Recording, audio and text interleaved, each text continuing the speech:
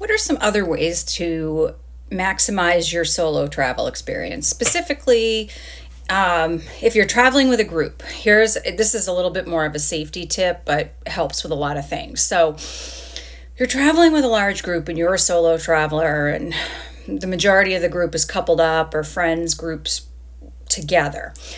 And you're walking, right? Like the tour manager's got you walking, touring something. I always try to be at the front of that group and as close to the tour manager as possible. And it's not hard. Most people aren't paying attention anyway, and they're slow. So, plus I'm a fast walker. But I do that on purpose because I'm alone, right? And so at some point, we're going to split off and have free time. And the tour manager is going to tell you how much time you have and where the meetup is and any other tips and tricks that you need to know, right? So if you miss that or you mishear it and then you're lost or you're late and you're out there on your own, you're on your own. Whereas if somebody else in the group mishears that or isn't paying attention and they're not a solo traveler, they've got somebody else with them, if not multiple people with them. And so it's not great for anyone to get lost, but they're safer in numbers than you are. So if you're out there lost by yourself, it's not great. So just try to be like as close to the action as possible so that you don't misunderstand anything about what's going on in the itinerary that day.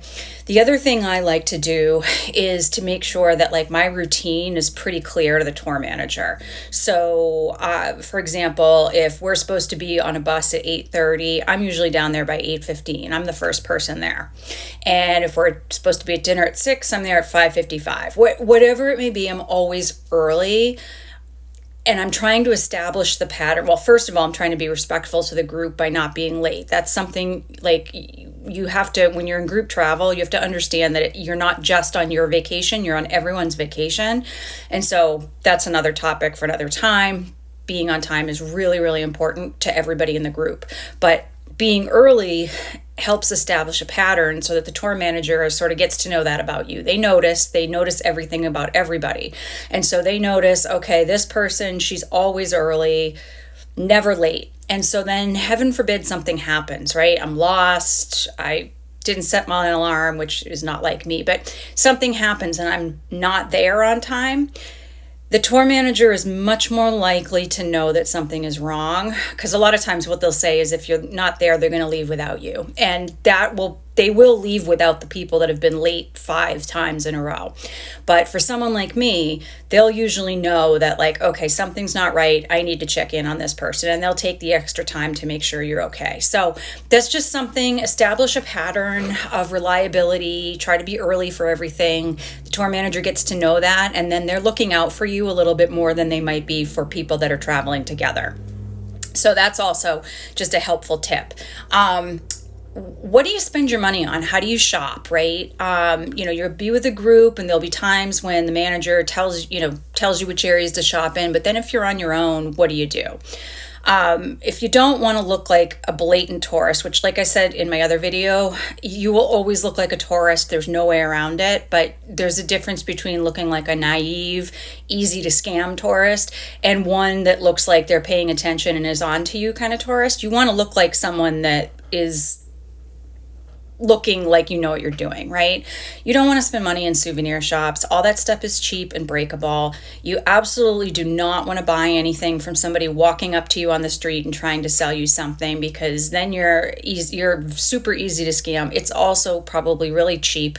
And once other vendors see you do that, you'll get followed by a lot of other people trying to sell you things. And you don't want that. So I say research, like, what is this place known for? What is, if you want to buy something, what is it known for? So when I was going to Morocco, it was rugs, leather jackets. I have no need to ship myself a rug from Morocco, but a leather jacket, tailor fit, I bought that and I love it. And I'm so glad I did that. When I went to Germany for the Christmas markets, right? What was the experience I was looking for? Christmas and beer. Okay. So I bought a lot of Christmas ornaments. that's what I chose to do for that trip. That was my souvenir, and not the ones from the souvenir shops, but like stuff from local artists and, crafts and places like that, because those are meaningful. In Africa, when I went to Kenya and Rwanda, I bought like things to decorate the house with that you're not going to find at Home Goods, right? Like really legit stuff that, was made by a local artist, or women weaving baskets on the side of the road. Like that's the kind of stuff you want to spend your money on. Or at least that's what I recommend, because again, meaningful, and it's not from Home Goods. No dislike, no shade at Home Goods. I got plenty of great stuff from Home Goods, but just saying, like, your stuff will be authentic. And then, if you have people over and they see these things, they're talking points. I have a whole living room that looks like a safari. So it's a great talking point. Pictures. You're going to take tons of pictures on these whenever you're traveling. And the thing is, like, you're going to share some on your social media, whatnot. You might show some to people when you get home, but like only a handful. And you're not going to sit there and scroll through all those photos all the time, right? So what do you do with them? What's a good way to use those photos? Two things. Make a photo book. Shutterfly has a few times a year, they have really great sales. And so pick your favorite photos from that trip, make a photo book. I have a photo book from Kenya and Rwanda that's on my coffee table. Again, something to flip through. They're my best photos. It's a talking point if I have people over. And then there were 4 photos I took that were extremely meaningful to me that I absolutely adored. And so I had those enlarged and framed and hung in my living room. So another way to kind of decorate a little bit with stuff that's authentic to my trip. So that's a great way to kind of handle the insane amount of photos that are in your phone.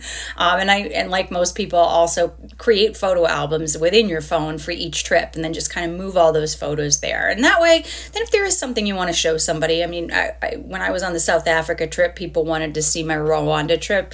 It was really easy for me to go in there and find my gorilla photos and share. I wasn't scrolling through years and years of photos.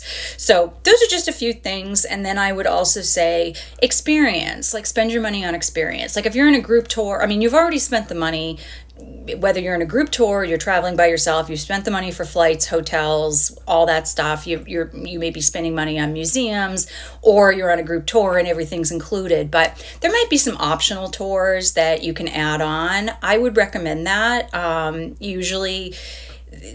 Usually there may not be a whole lot of other stuff to do with the free time, depending on the location you're in. So spending 4 hours on a wine tour, even though you don't drink wine, can still be a great experience. And I speak from experience because I did that on this past trip, and I'm really glad I did, because had I just used the afternoon to myself, I wouldn't have left the hotel because I wasn't in a safe location. So the wine tour was awesome, and it was money worth spending.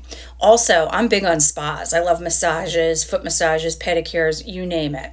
A lot of foreign locations have much cheaper spa services than we have in America.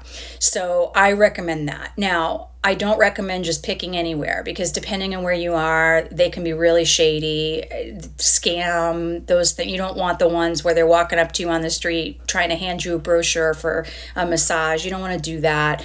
You can end up in some pretty shady places, but check with the hotel, check with your tour manager, ask for recommendations, because you'll get legit recommendations for really like great places, potentially even high-end places, and you will spend half, if not 75% less on those services than you would in the United States. So that's a great experience to have. And plus, a lot of countries, like, they specialize in different types of massages, and so it's cool to experience that. Like, I've had a massage in Vietnam, a massage in Kenya. They're very different. And again, going back to like things that you spend money on, there might be things you don't want to spend money on. Like I don't need the rug just because that's what Morocco specializes in. When I went to Norway, their big thing are these like really fancy, expensive ski sweaters. Well, I don't ski, and the sweaters are kind of tailored towards like an older set, right? Like a different kind of style. So I didn't feel like I was having FOMO when everybody was buying those sweaters and I wasn't. Just wasn't a trip where I bought a lot of stuff, and that's totally okay. So think about what you want you want to experience? What's the location known for? What's going to be memorable to you? What are some efficient ways to take care of pictures, spending money, things like that? Just think about it. It's better than going into souvenir shops and buying, stupid things that are going to break. Just my 2 cents.